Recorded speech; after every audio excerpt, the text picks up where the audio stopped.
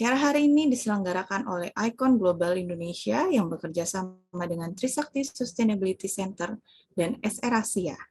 Nah, acara ini juga didukung oleh Clearing Penjaminan Efek Indonesia atau KPI, Biru PR, dan juga majalah CSR ID sebagai PR dan media partner kami. Nah, selama acara berlangsung, kami juga mengadakan beberapa games yang berhadiah untuk diikuti semua peserta. Boleh di-share lagi, panitia, untuk gamesnya? Nah, games ini adalah berupa share momen atau kegiatan Sustainability Festival dengan likes terbanyak di 3 sosial media. Nah, sosial media yang kita gunakan di sini adalah Instagram, Twitter, dan LinkedIn. Pemenang games hari ini akan mendapatkan uang digital sebesar Rp200.000 ya, Bapak Ibu semuanya. Jadi jangan lupa untuk ikutan. Nah, ketentuan untuk mengikuti games ini juga sangat mudah. Yang pertama, peserta harus memfollow 3 akun berikut ini, yaitu @iconindonesia, @tscosakti, dan @srasia. Nah, yang kedua, peserta juga harus membuat caption semenarik mungkin untuk menginformasikan acara Sustainability Festival yang sedang berlangsung saat ini tentunya. Yang ketiga, peserta juga wajib untuk menggunakan hashtag #sustainability, #SDGs, #sustainability festival, dan #Indonesia. Nah, peserta juga wajib untuk men-tag akun @iconindonesia, @tscosakti, dan @srasia Indonesia. Akun peserta juga wajib untuk tidak dikunci ya sepanjang acara berlangsung. Oke, nah selain itu kami juga memberikan hadiah kepada 3 penanya terbaik nantinya. Nah, untuk Bapak Ibu semuanya yang mau bertanya, silakan untuk menuliskan pertanyaannya di kolom chat ya, dengan format nama, instansi, dan pertanyaan. Nantinya kami akan memilih 3 penanya terbaik untuk diberikan hadiah masing-masing Rp300.000. Nah, selain pemberian hadiah, kami juga memberikan apresiasi untuk narasumber. Jadi nggak cuma untuk peserta dan juga pemberi postingan terbaik. Nah, itu kami juga memberikan apresiasi untuk narasumber kami tentunya. Nah, narasumber yang akan diberikan apresiasi nantinya adalah narasumber dengan peserta dan penanya terbanyak yang akan diumumkan di hari terakhir acara. Nah, makanya dari itu, Bapak dan Ibu semuanya silakan untuk mengajak rekan-rekannya untuk bergabung memeriahkan acara Sustainability Festival yang masih akan tetap berlangsung sampai 17 September nantinya ya Bapak Ibu. Oke, tema acara Sustainability Festival hari ini adalah Managing Strategic Sustainable Finance. Pada siang hari ini saya ditemani oleh Pak Leo Mualim. Nah, Pak Leo ini adalah Vice President Sustainability CIMB Niaga. Pak Leo mungkin boleh disapa dulu semuanya. Halo semuanya, selamat siang. Siang Pak Leo. Selamat siang Pak Leo. Pak Leo. Selamat siang. Nah, Pak Leo ini adalah seorang sustainability senior spesialis yang bertanggung jawab atas strategi, kinerja, dan implementasi keuangan berkelanjutan, serta pengembangan manajemen pengetahuan dan pengembangan kapasitas untuk CIMB Niaga. Nah, beliau juga meraih gelar PhD pada tahun 2012 di bidang agronomi dari Institut Pertanian Bogor. Wah, keren banget ya Pak Leo ini. Beliau juga memiliki pengalaman penelitian di bidang ekologi dan fisiologi tanaman selama lebih dari 10 tahun tentunya. Wah, berkat pengalaman ini, Pak Leo ini berhasil untuk menerbitkan berbagai jenis jurnal yang selanjutnya jurnal tersebut diadopsi sebagai standar dalam Good Agricultural Practices. Keren banget tentunya Pak Leo ini ya. Nah, kontribusi terbaru beliau saat ini adalah pengembangan panduan sektor untuk penilaian keberlanjutan CIMB Niaga, akuisisi klien utama, dan kemitraan dengan organisasi internasional untuk memberikan program pembiayaan berkelanjutan. Mungkin tanpa berlama-lama lagi, saya serahkan acara ini ke Pak Leo ya, untuk mulai menyiapkan materinya. Silakan Pak Leo, boleh di-share screen. Thank you Mbak Caroline, teman-teman sekalian, selamat siang. Izin saya untuk share screen saya.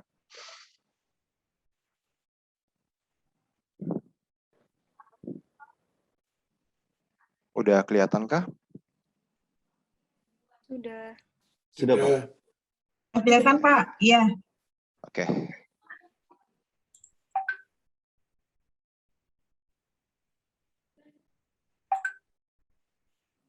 Oke, baik. Selamat siang dan salam sejahtera buat teman-teman semuanya. Perkenalkan, nama saya Leo, saat ini bekerja di Sustainability di CIMB Niaga. Kebetulan hari ini memang diundang oleh teman-teman panitia untuk menyampaikan mengenai apa namanya sustainable finance, terutama mengenai strategi ke depan dan sebagainya itu seperti apa. Sebenarnya saya agak grogi gitu ya, karena ngelihat pesertanya ini sebenarnya banyak banget senior-senior saya gitu, mungkin yang lebih paham mengenai hal ini, tapi saya mencoba sharing apa namanya siang hari ini mungkin dengan apa lebih tidak materi yang berat begitu ya, kita berbicara yang ringan-ringan aja. Saya coba sharing knowledge yang selama ini saya dapat dan juga gimana sih sebenarnya perjalanan sustainability dari sisi sudut perbankan gitu, karena memang sustainability itu mungkin agak sedikit berbeda ketika kita melihat di real sektor dan ketika kita melihat dari sisi sudut pandang perbankan. Oke, jadi selalu pertanyaannya itu apa itu sustainability gitu, atau kenapa sih kita harus doing sustainability? The question is always about why sustainability. Ini berdasarkan hasil-hasil yang coba saya baca begitu ya, kami kumpulkan di dalam slide ini. Kenapa sih kita harus fokus atau harus melakukan yang namanya sustainability? Tentunya yang pertama ini alasan yang pertama itu adalah karena memang beberapa tahun belakangan sebenarnya is not apa namanya beberapa tahun belakangan dari sustainability sejak saya kuliah itu mungkin maybe 10 years ago atau 15 tahun lalu sebenarnya sudah ada gitu loh, orang selalu menyebut mengenai sustainability, but honestly memang di Indonesia itu spotlight-nya itu baru terarah ke sustainability itu memang saya rasa baru di 2-3 tahun terakhir ini. Tapi yang paling penting adalah bahwa investor atau apa namanya penanam modal itu memang mereka itu mulai fokus untuk berinvestasi pada perusahaan yang memiliki visi misi sustainability dan mereka mengadopt yang namanya ESG practices di dalam perusahaan mereka. Kemudian yang kedua itu juga dari sisi customer begitu ya, bahwa di CIMB Niaga sendiri dari hasil survei kita memang apa namanya cukup tinggi bahwa customer kita itu yang meminta atau mengharapkan bahwa CIMB atau CIMB Niaga itu untuk memasukkan yang namanya praktik sustainability ke dalam kegiatan perbankan kami.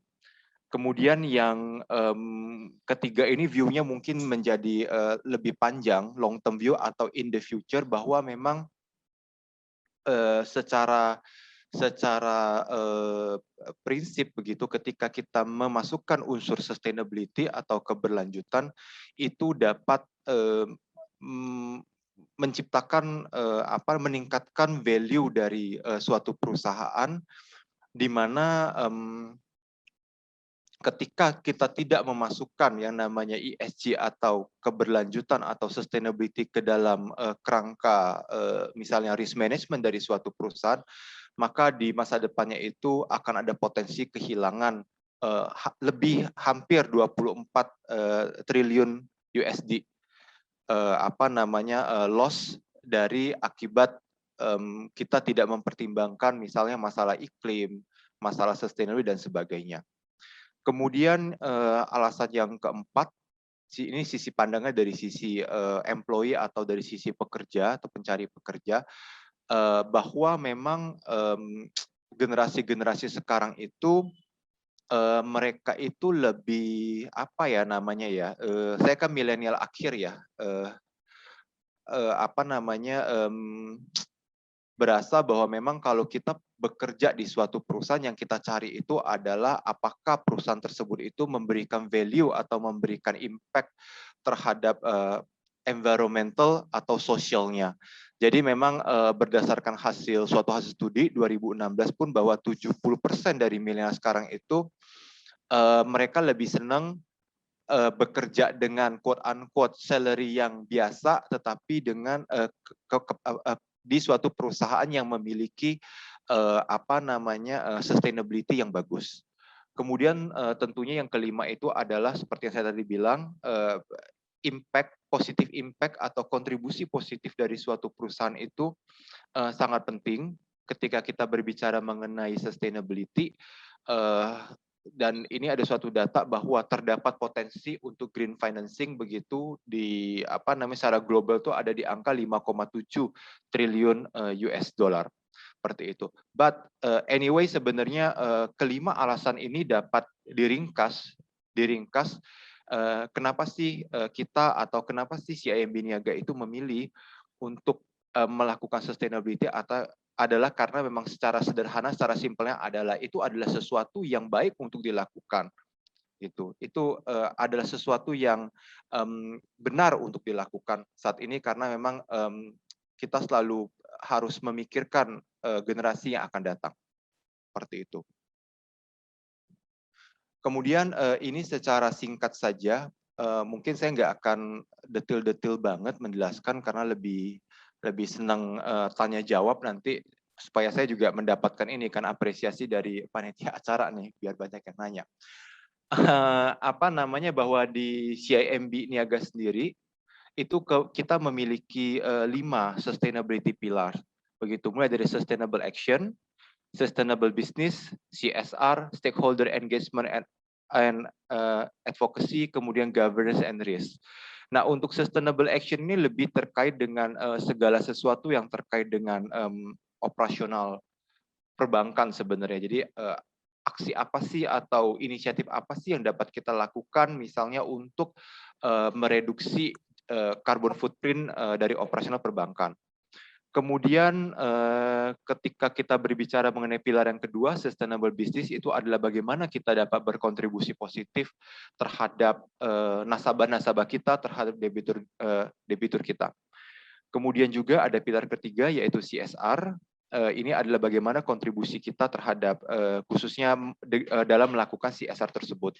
Kemudian untuk stakeholder engagement, ini sebenarnya adalah bagaimana kita mengkomunikasikan apa yang telah dilakukan oleh CIMB Niaga kepada external stakeholder kita, kepada investor kita, dan juga kepada internal stakeholder kita. Nah, kemudian sebenarnya menurut saya yang paling penting itu adalah di pilar yang governance and risk. Karena sebenarnya governance and risk ini menaungi keempat pilar lainnya atau pilar-pilar lainnya yang ada di CIMB maupun CIMB Niaga. Oke, mungkin nanti untuk governance and risk bisa saya coba jelaskan lebih detail di slide ini bahwa memang di dalam CIMB Niaga mengapproach yang namanya sustainability atau sustainable finance. Jadi bagaimana sih cara kita memandang implementasi sustainable finance tersebut? Nah, tentunya kita akan berbicara kalau bank itu kan salah satu fokus utamanya adalah bagaimana kita bisa mencoba untuk memitigasi suatu risiko. Nah, sustainability itu juga merupakan salah satu jenis risiko yang perlu kita mitigasi atau perlu kita manage di dalam perbankan. Nah, ketika kita berbicara mengenai sustainability risk itu merupakan suatu risiko yang sangat luas kerangkanya. Namun di sini saya coba untuk narrowing down menjadi hanya 3, yaitu yang namanya environment risk, economic risk, and social risk. Kemudian secara internalnya itu kita bagi lagi menjadi 3 bagian yang besar, yaitu bagian di governance-nya, kemudian ada yang namanya risk assessment, dan reporting and communication. Untuk governance memang kita memiliki badan tata kelola sendiri, mulai dari oversight dari BOC dan BOD. Kemudian juga kita sudah ada suatu unit khusus yang menangani sustainability. Kemudian ketika kita melihat di dalam risk assessment, tentunya ya Bapak Ibu tahulah kalau di bank itu memang assessment-nya itu quote-unquote ribet begitu ya, banyak banget, pokoknya semuanya ditanyain, semuanya di screen gitu. Maka untuk sustainability juga ribet, kita ada yang namanya sustainable due diligence. Kemudian kita memiliki yang namanya high risk sector begitu. Kemudian kita ada yang namanya guidance untuk spesifik sektor tersebut. Nah, kemudian di bagian reporting and communication, salah satunya mungkin yang dapat dibaca oleh Bapak Ibu di sini adalah misalnya sustainable report atau report keberlanjutan, laporan keberlanjutan kita yang memang telah kita publish di website CIMB Niaga. Nah, pertanyaan berikutnya sebenarnya untuk apa sih gitu ya kita melakukan semua hal yang seribet ini kalau Bapak Ibu ngelihatnya mungkin hanya satu slide ini, tetapi apa yang kami kerjakan di CIMB Niaga sendiri mungkin sudah 2-3 tahun juga masih belum kelar-kelar, kita masih selalu improvement dan melakukan banyak hal perbaikan. Tentunya yang kita lakukan semua ini tujuannya hanya satu begitu, sustainability impact yang tujuannya adalah untuk menyeimbangkan people, planet, profit. Nah, people, planet, profit ini adalah memang yang sangat populer yang selalu ngomongkan 3Ps. 3Ps itu merupakan landasan atau salah satu unsur yang utama yang perlu dipertimbangkan di dalam kita mengimplementasikan sustainability. Kemudian mohon izin saya menjelaskan lebih mendetil, ini sangat teknis, tetapi mungkin cukup menarik juga dari Bapak Ibu tahu bahwa kita di dalam perbankan, terutama CIMB Niaga telah melakukan hal tersebut, terutama yang terkait dengan yang non kredit, yang seperti tadi saya bilang ada di bawah sebenarnya pilarnya itu adalah sustainable action. Kemudian yang terkait dengan kredit itu ada di bawah pilarnya adalah sustainable business. Tentunya kedua hal ini digovern dengan sangat ketat melalui pilar governance and risk.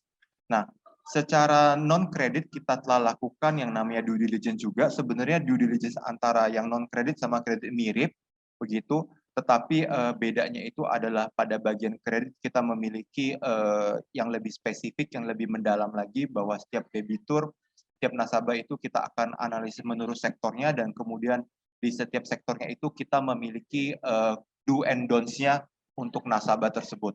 Mungkin akan saya jelaskan di slide berikutnya dengan lebih detail lagi. Ini karena saya memang banyak bekerja selama ini fokusnya pada sektor-sektor real dan sektor-sektor avolu, makanya cukup menarik untuk membahas hal tersebut.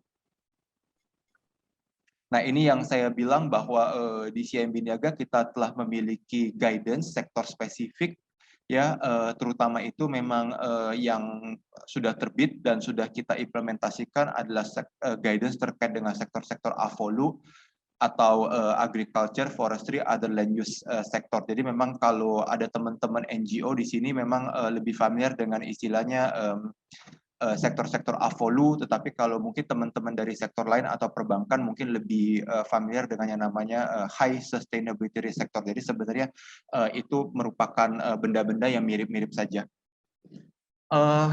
Tentunya untuk sektor guidance secara ringkas, di dalamnya itu memuat adalah yang saya tadi bilang itu mengenai do and don'ts-nya. Kira-kira sebenarnya apa sih yang bank itu expect dari klien, dari debitur kami, kemudian di dalamnya juga ada bank yang memang tidak akan membiayai hal tersebut karena itu masuk ke dalam sektor atau behavior yang memang kita nggak bisa terima, sehingga kita katakan bahwa kita akan prohibit all kind of financing in that certain sector atau in that certain fasilitas pembiayaan seperti itu. Kemudian juga sebagai bagian dari stakeholder engagement and advokasi kita keluar di dalam sektor guidance itu kita mencantumkan apa yang namanya encourage, dan hal ini selalu kita komunikasikan juga kepada debitur kami, kepada nasabah kami bahwa karena CIMB Niaga saat ini sudah mengadopsi yang namanya sustainability, begitu ya, kita berusaha untuk berkontribusi positif bersama, begitu, mendukung tujuan pembangunan berkelanjutan, mendukung ekonomi rendah karbon dan sebagainya. Hal ini kita komunikasikan kepada nasabah kami bahwa oke, Bapak dan Ibu, please bantu kami, begitu, bersama-sama kita menuju kepada masa depan yang lebih baik dengan melakukan hal-hal yang dapat memberikan impact positif terhadap 3Ps tadi, people, dan planet tersebut.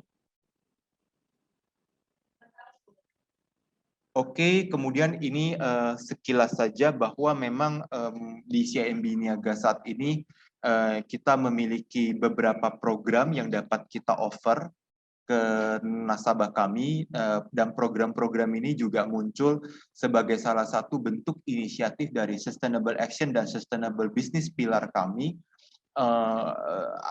di mana kami mendorong internal stakeholder untuk membuat suatu inisiatif yang dapat menjangkau begitu ya nasabah-nasabah kami, misalnya yang program-programnya adalah individuals begitu, untuk individual customer atau consumer. Itu contohnya adalah electric motor extra. Kemudian ini salah satu yang menarik itu ada yang namanya Sustainability Link Wakaf Saving. Ini adalah merupakan program dari UUS ya, Uni Syariah kami. Kemudian ada Green Mortgage, yaitu mortgage loan untuk building-building yang memang telah tersertifikasi green gitu. Kemudian ini juga program yang baru kami luncurkan juga, itu adalah yang namanya Sustainability Link Loan atau financing, dan kemudian ada yang namanya Sustainable Finance Program. Jadi memang ini program-program yang memang kami luncurkan dengan harapan melalui program ini kami dapat berkontribusi positif, memiliki dampak positif yang lebih banyak lagi untuk Indonesia dan untuk dunia ini. Nah, tadi mungkin saya banyak berbicara itu mengenai konsep sustainability, bagaimana implementasinya atau secara governance-nya di CIMB Niaga begitu. Izinkan untuk yang slide ini mungkin saya dapat menyampaikan ya kalau bahasa kerennya sih challenge begitu ya, tapi ya sebenarnya ini mungkin sedikit unek-unek aja dari pelaku sustainability di perbankan begitu, bahwa kita menghadapi beberapa challenge yang menurut kami mungkin cukup menarik juga untuk didiskusikan, yaitu bahwa di CIMB Niaga sendiri itu memerlukan atau mungkin secara internal, secara awareness-nya itu masih kurang begitu, sehingga diperlukan capacity building yang lebih banyak lagi dan continuous. Ini bagian dari continuous improvement. Kemudian yang mungkin menjadi challenge berikutnya itu adalah di industri financial service ya, khususnya di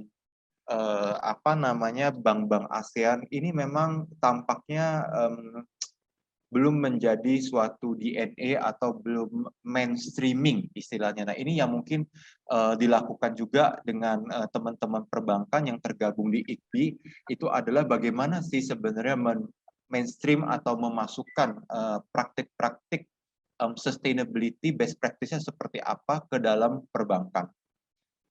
Kemudian juga sebenarnya ada challenge itu juga di limited supply dari sustainable atau green companies atau project. Jadi dalam artian pipeline-nya sendiri itu memang yang eligible untuk teman-teman perbankan biaya itu memang masih limited di Indonesia. Begitu. Kemudian yang keempat itu memang diperlukan suatu regulasi yang memayungi, dan regulasinya itu tidak tumpang tindih dalam artian begini. Pelaksanaan sustainability itu kan regulasinya tidak hanya, contohnya kalau dari perbankan kan tidak hanya melihat dari misalnya Kementerian Keuangan misalnya seperti itu, tapi kita juga banyak banget kita melihat juga peraturan dari KLHK lah, agraria dan sebagainya. Tentunya akan sangat baik jika memiliki suatu kerangka atau framework yang lebih jelas yang dapat mengkaitkan dan menyelaraskan ke semua peraturan itu untuk quote unquote itu membentuk suatu industri perbankan yang lebih komprehensif dalam mengimplementasikan sustainability atau sustainable finance tersebut. Nah, kemudian yang kelima ini memang sebenarnya sejak 10 tahun, 15 tahun lalu mungkin teman-teman di sini yang sudah mengalami lebih duluan dari saya mungkin sudah pernah nih mengalami bahwa setiap lembaga, setiap bank, setiap institusi itu memiliki definisi dan standar yang berbeda begitu. Sehingga ketika kita melakukan yang namanya sustainability, ini kan bukan hanya effort satu institusi gitu atau effort hanya saya seorang begitu, tapi ini adalah effort dari semua institusi, bahkan effort dari semua negara. So it's very important bahwa kita harus memiliki definisi, standar, benchmark, rating, frameworks yang memang dapat diimplementasikan secara secara mudah, secara simple, tapi sama gitu loh across all the institution atau lembaga ataupun negara. Itu akan sangat memudahkan pekerjaan kita sebenarnya, dan memang hasilnya jadi lebih kelihatan karena sustainability itu kan konsepnya itu kan bukan bekerja sendiri sebenarnya. Kalau bekerja sendiri ya itu bukan sustainability. Jadi itu memang harus joint effort bersama-sama karena toh tujuannya hanya satu gitu. Tapi kalau kita bekerja sendiri untuk mencapai tujuan yang itu kayaknya capek banget. Tapi kalau kita bekerja bersama, joint effort gitu ya, dengan tujuan yang satu ya tentunya akan lebih mudah. Saya rasa ini adalah slide saya yang terakhir. Monggo mungkin saya kembalikan ke Mbak Caroline. Terima Terima kasih kasih. banyak, Pak Leo. Mungkin Pak bisa diceritakan sedikit Pak kisah-kisah awal CIMB ini waktu mulai menerapkan SF ini gimana Pak? Kira-kira hambatannya apa? Terus kok CIMB berpikir mau sih untuk memulai SF ini sendiri, gimana Pak ceritanya? Boleh diceritain Pak supaya kita semua termotivasi seperti CIMB? Oke, sebenarnya ini yang cerita mungkin tadi saya lihat ada Cilina, mungkin harusnya beliau yang menceritakan lebih seru, tapi ya saya coba lah ya cerita. Sebenarnya pada dasarnya sih CIMB itu kenapa memulai sustainability, karena pada dasarnya itu karena memang simply sebenarnya ketika kita melakukan sustainability itu itu merupakan sesuatu yang baik dilakukan gitu. Sebenarnya itu. That's why kenapa di CIMB Group, CIMB Niaga itu kan bagian dari CIMB Group. Nah, jadi CIMB Group itu memang memasukkan sustainability sebagai salah satu pilar di dalam kegiatan usaha mereka. Nah, itu yang pertama sebenarnya. Kemudian untuk CIMB Niaga sendiri itu selain karena dorongan hal seperti itu dari grup, kemudian juga itu dilandasi dengan terbitnya POJK, gitu kan? Karena itu adalah regulatory compliance. Jadi memang karena ada POJK tersebut dan karena memang secara group wide begitu bahwa memang kita ingin berbuat yang lebih baik untuk masa depan, sehingga kita melakukan yang namanya sustainability. Nah, untungnya di CIMB Niaga kita memiliki direktur namanya Bu Francisca ya, beliau adalah direktur corporate dan compliance. Beliau itu ingin gitu loh mengimplementasikan dengan sungguh-sungguh sustainability di Niaga, sehingga kemudian pada waktu itu beliau meminta untuk dibentuk unit khusus sustainability yang menangani semua urusan yang terkait dengan sustainability, sustainable finance maupun ESG implementation di semua direktorat atau bank wide.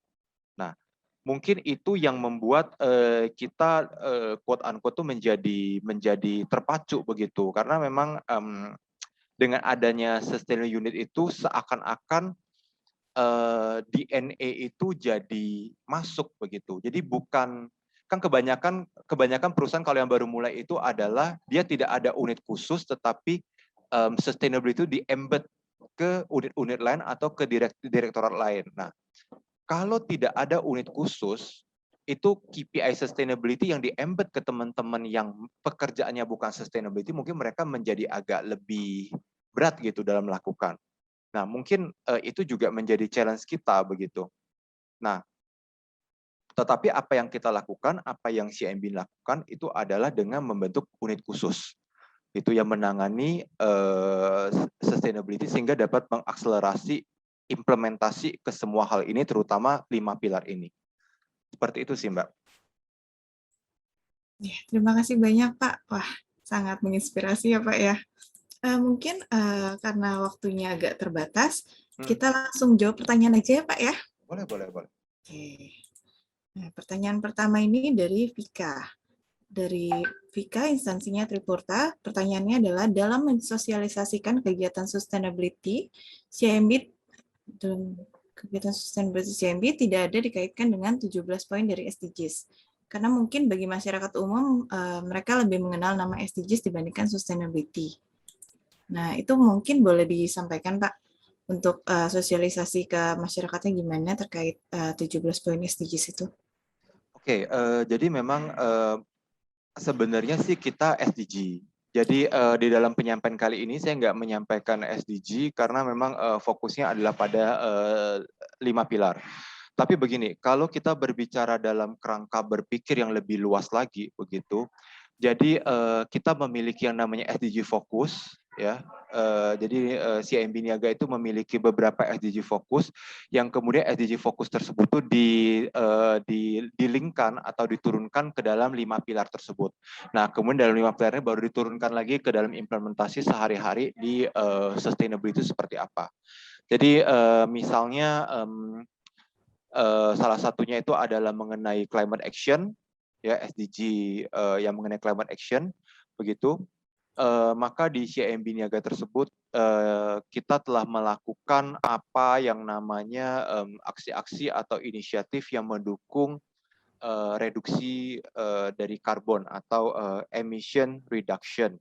Misalnya kita melakukan efisiensi dari penggunaan energi listrik, itu misalnya dengan melakukan penggantian lampu LED di cabang-cabang kami. Salah satunya misalnya seperti itu.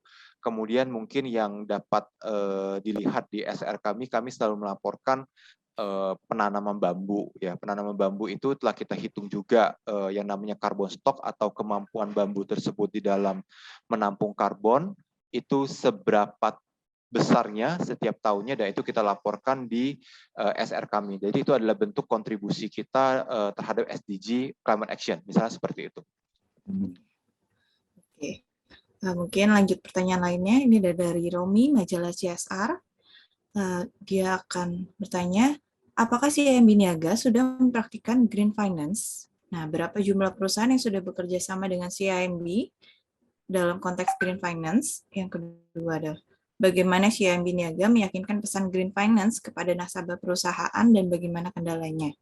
Lalu ada lagi, itu adalah kendala apa yang biasanya timbul dalam praktik tata kelola terkait sustainability atau green finance di CIMB, Pak? Oke, terima kasih untuk pertanyaannya, saya coba jawab.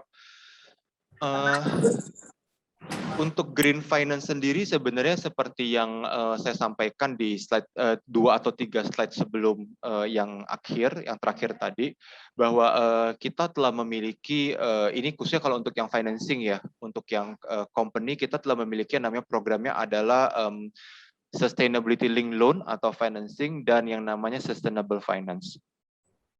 Nah, saat ini kalau saya tidak salah ingat, kita telah memiliki yang apa namanya klien yang dikategorikan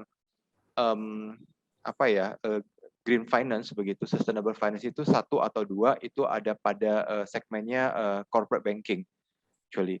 Dan untuk beberapanya itu masih dalam tahap diskusi karena memang khususnya untuk yang namanya sustainability linked loan itu prosesnya akan agak panjang karena ada yang namanya sustainability performance target atau KPI yang harus kita diskusikan dengan debitur kami dan kemudian harus disepakati bersama. Nah, itu memerlukan assessment dan waktu yang cukup panjang karena setiap debitur itu quote unquote menjadi customized begitu untuk KPI-nya karena kita harus menentukan baseline-nya dulu, baru kemudian kita akan menetapkan kira-kira target yang realistik untuk 1 tahun atau 2 tahun ke depan terhadap pemenuhan KPI tersebut seperti apa.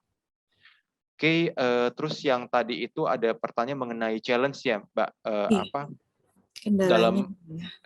Kendalanya itu adalah bagaimana sebenarnya kita bersama-sama belajar bersama lah dengan debitur kami bahwa melalui sustainable finance itu merupakan sesuatu yang baik dilakukan, yang dapat memberikan benefit kepada perusahaan atau debitur kami, dapat memberikan benefit kepada CIMB Niaga juga, terutama sebenarnya itu adalah dapat memberikan impact yang berkelanjutan terhadap nasional, terhadap lingkungan dan sebagainya. Sebenarnya itu jadi lebih kepada menyamakan frekuensi dan bagaimana caranya nanti kemudian mengamplifikasi frekuensi tersebut sehingga dapat lebih luas lagi. Seperti itu sih. Oke. Nah, kalau kendala yang timbul dalam praktik tata kelolanya gimana, Pak?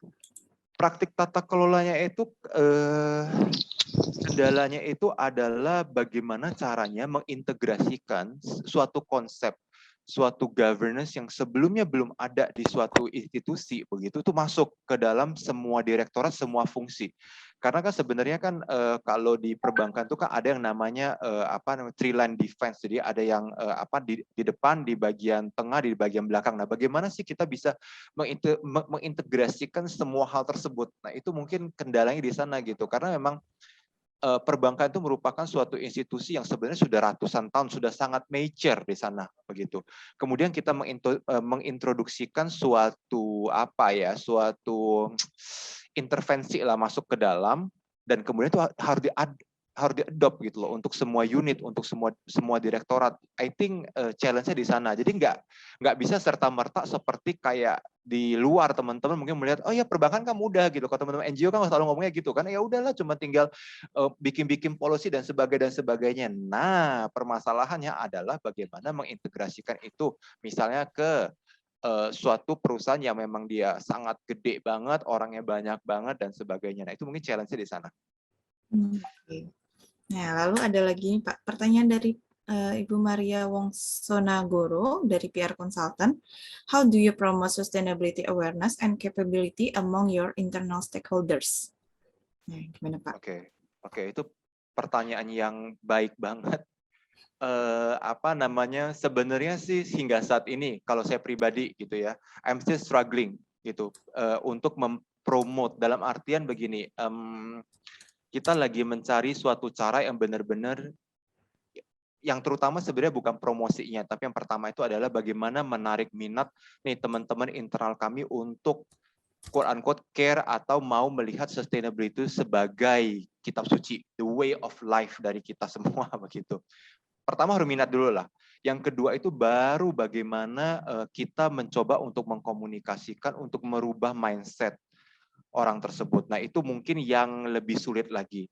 Tetapi apa yang kami lakukan adalah kami senantiasa engage mulai dari top management sampai kepada level-level cabang di bawah itu melalui misalnya ada kegiatan-kegiatan, newsletter dan sebagainya. Bahkan kita memiliki yang namanya di CIMB Niaga, kita memiliki yang namanya Sustainability Champion Group. Dan kita mengadakan klinik, mengadakan anything lah, sharing knowledge management, semuanya ada di sana. Nah, itu mungkin yang kita lakukan saat ini.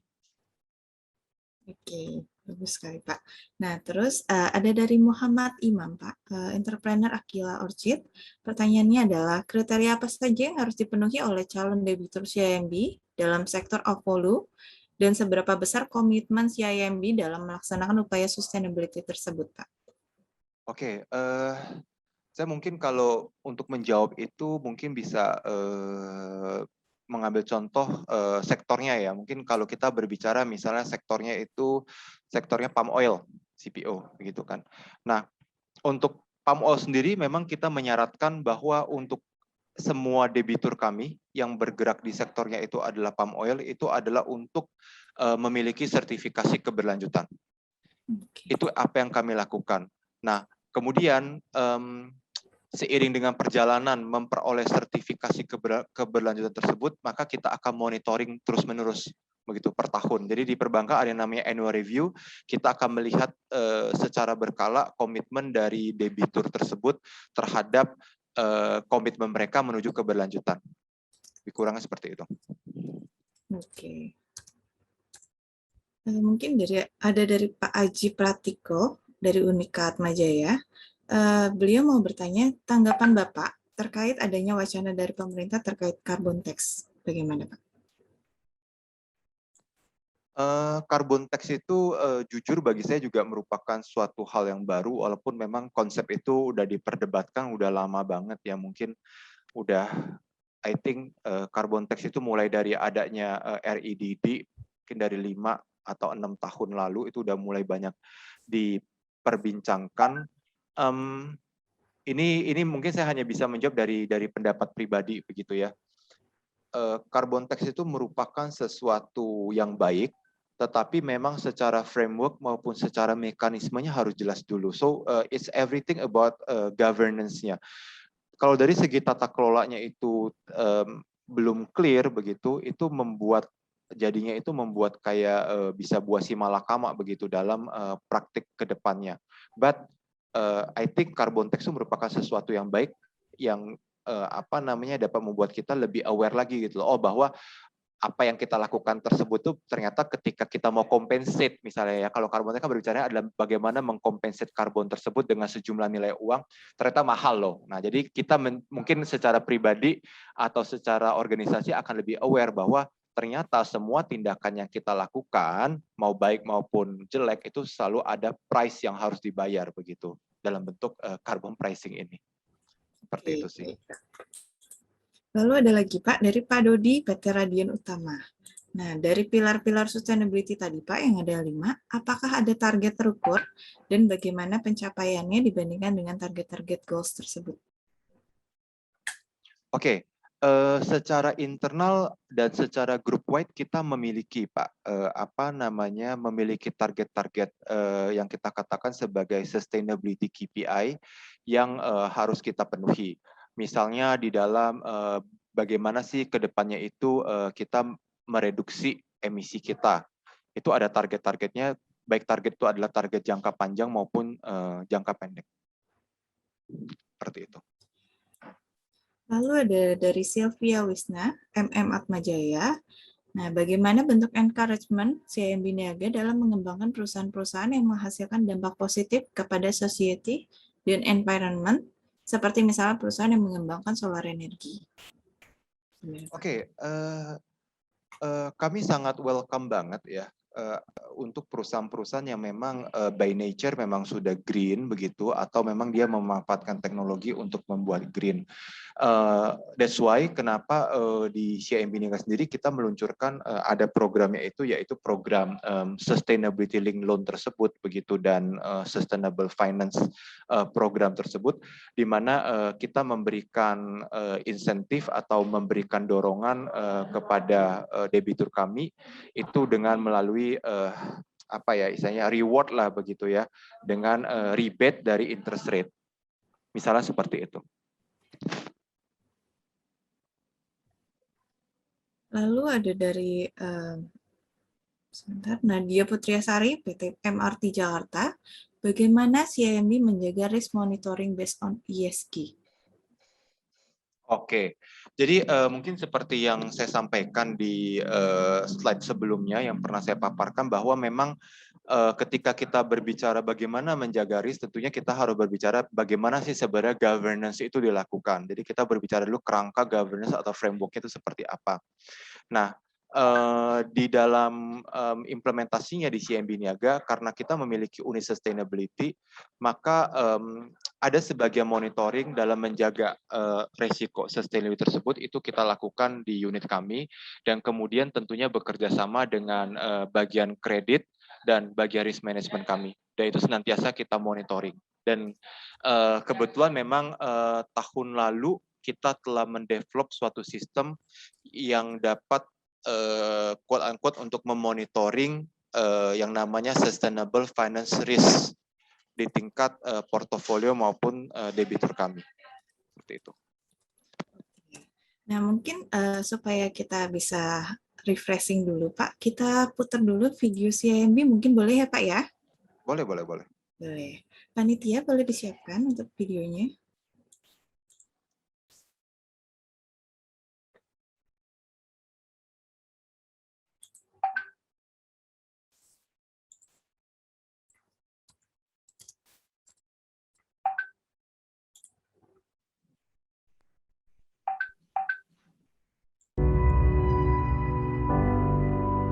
There's a wise saying that tells us, we do not inherit this earth from our ancestors. We borrow it from our children. So what will future generations say? Is this really the world we want to leave behind? Will they be grateful for what they'll inherit from us? We have the power to create change. For our planet, for people, for progress. We must begin the change today, so tomorrow will thank us. Thank you from the children, from those who enjoy clean, clear water, and from those who can still enjoy their untouched homes. Thank you from the young ones, From the girl who overcomes gender barriers, and from the young leaders looking to impact the world. We can still earn the future's gratitude if we act today. For CIMB, we've begun by committing to the principles for responsible banking as part of the United Nations Environment Programme Finance Initiative. Let's head on this journey of sustainability together. Not by being indifferent, but by being the difference. In protecting our community, our environment, and our shared future. So, will our future generations be grateful to the present one for the world they'll inherit from us? Will tomorrow thank us? CIMB wants us all to say yes.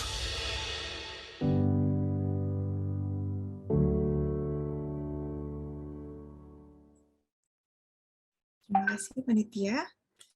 Nah, ini ada pertanyaan lagi Pak dari Pak Budi Fransidi. Nah, mungkin Pak Budi ini bisa open mic dulu supaya lebih seru Pak, biar aktif kitanya. Pak Budi dari FEB UI. Baik. Oke, boleh Pak, silahkan disampaikan pertanyaannya. Ya, pertanyaannya adalah saya mendengar ya Bank Kumpat BRI atau apa memberikan ataupun obligasinya itu bisa diterbitkan dengan yield rendah karena dia menerapkan konsep green bond dan sebagainya. Nah, untuk CIMB ini Pak, apakah sudah ada debitur borrower yang dikenakan dicat bunga lebih rendah hanya karena ya sudah melakukan green economy atau sustainable reporting dan seperti itulah sejenisnya. Itu saja Pak. Oke, thank you Pak Budi. Izin Mbak Caroline buat menjawab ya langsung. Oke, terima kasih Pak Budi untuk pertanyaannya. Jadi memang seperti yang mungkin tadi saya sebutkan bahwa saat ini CIMB Niaga itu memiliki 2 program yang terkait seperti Pak Budi tanyakan. Yang pertama yang namanya Sustainability Linked Loan dan Sustainable Finance.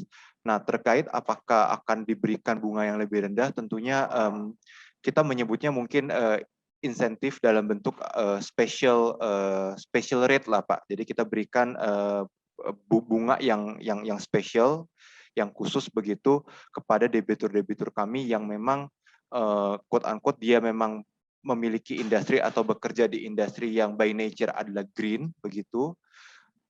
Kemudian yang kedua itu adalah jika dia melakukan suatu improvement dengan menepati atau menyanggupi melaksanakan yang kita katakan sebagai sustainability performance target yang kita sepakati bersama debitur kami. Seperti itu sih Pak. Oke, terima kasih.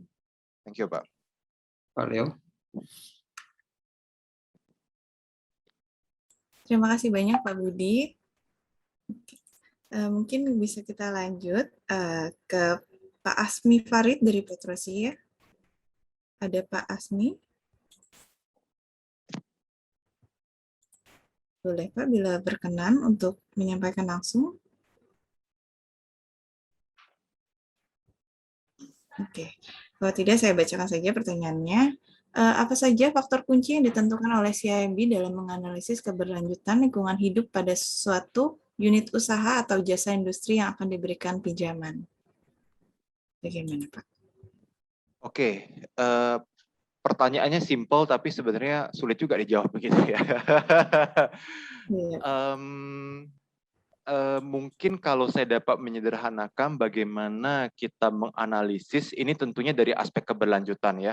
Jadi memang dalam menganalisis suatu proposal begitu dianalisis tidak hanya dari sisi keberlanjutan, tentunya dilihat juga dari sisi kreditnya begitu. Tapi saya coba berbicara dari aspek sustainability-nya lah.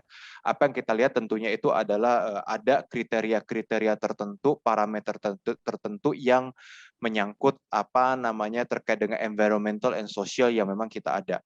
Tetapi basically sebenarnya pertanyaan pertama begitu yang selalu akan kita tanyakan dengan debitur kami atau company yang akan kita biaya adalah begini, apakah perusahaan Bapak Ibu begitu melakukan atau memiliki isu yang terkait dengan lingkungan, misalnya pencemaran lah, apalah, pokoknya yang terkait dengan lingkungan.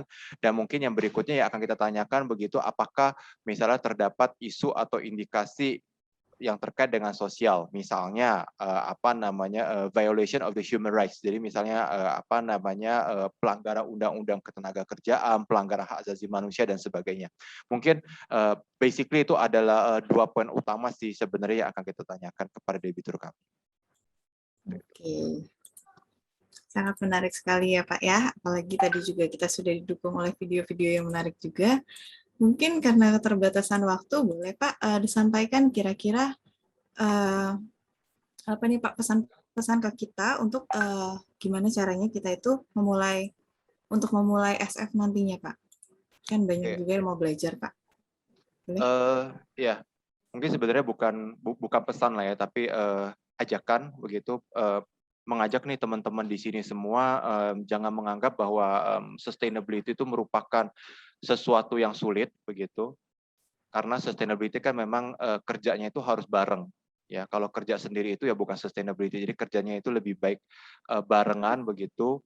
Jika nanti menemui challenge-challenge di tengah jalan jangan patah arang begitu, tetap aja harus dilakukan walaupun susah, tapi ya kalau bersama-sama ya nanti juga terasa lebih ringan sih. Tapi saya perlu bilang bahwa perjalanan sustainability itu perjalanan yang panjang, capek, susah banget memang, tetapi ketika kita berpikir bahwa itu merupakan legacy yang akan kita tinggalkan untuk anak cucu kita, rasanya sih nggak akan terasa lebih ringan gitu ya, apalagi kalau dijalanin dengan teman-teman di sini semuanya. Seperti itu sih. Thank you. Terima kasih banyak Pak. Kami hari ini sudah banyak belajar banget Pak dari CIMB. Semoga saja kami semua juga bisa mengikuti jejak langkah CIMB ya Pak ya. Oke, seperti yang tadi saya janjikan sebelumnya, hari ini kami akan menyebutkan pemenang untuk pertanyaan terbaik. Nah, ada 3 pemenang. Pemenang pertama adalah Pak Budi Fransidi dari FEBUI, terus juga yang kedua ada Ibu Maria Wongsonagoro dari PR Consultant, dan juga yang ketiga adalah Sylvia Wisna Darwis dari Atmajaya. Nah, semua pemenang ini nantinya akan dicat personal ya oleh para panitia. Sekali lagi kami juga mengingatkan kepada para peserta untuk dapat mengisi daftar hadir dan juga feedback acara pada link yang sudah disampaikan pada kolom chat. Oke, terima kasih sekali lagi saya ucapkan kepada Pak Leo ya Pak ya, karena sudah bersedia untuk menyampaikan materi yang sangat menarik untuk kami semua. Sebelum mengakhiri acara hari ini, mungkin kita dapat sesi foto bersama dulu Bapak. Bapak Ibu semuanya silakan untuk bersiap. Kalau bisa di on cam semua, terus juga menggunakan virtual background, dan panitia mohon untuk diarahkan. Silakan. Baik, Bapak dan Ibu, kita akan mulai untuk sesi foto bersama. Silahkan dinyalakan kameranya dan silahkan senyum. Di sini ada 5 slide, jadi saya akan pandu satu-satu ya. Untuk slide pertama, 1, 2, 3. Baik, slide kedua, 1, 2, 3. Slide ketiga, 1, 2, 3. Slide keempat, 1, 2, 3. Slide yang terakhir, 1, 2, 3. Terima kasih, rekan-rekan. Terima kasih semuanya. Dan kami juga berterima kasih kepada Bapak yang sudah meluangkan waktu dan antusias dalam mengikuti acara pada hari ini. Terima kasih banyak Pak Leo. Tidak lupa juga kami ucapkan terima kasih kepada para panitia dan juga sponsor kami tentunya, yaitu Clearing Penjaminan Efek Indonesia atau KPI, Puru Biru PR, dan majalah CSRIB sebagai PR dan media partner kami. Terima kasih banyak atas akomodasi yang sudah diberikan untuk kelancaran acara hari ini. Mohon maaf apabila ada kesalahan yang saya lakukan selama berjalannya acara. Jangan lupa untuk tetap mengikuti acara Sustainability Festival hingga tanggal 17 September nantinya ya Bapak Ibu semuanya. Dan nantinya mungkin Pak Leo ada lagi, kalau tidak ada mungkin kita bisa akhiri. Selamat siang. Terima kasih. Terima kasih.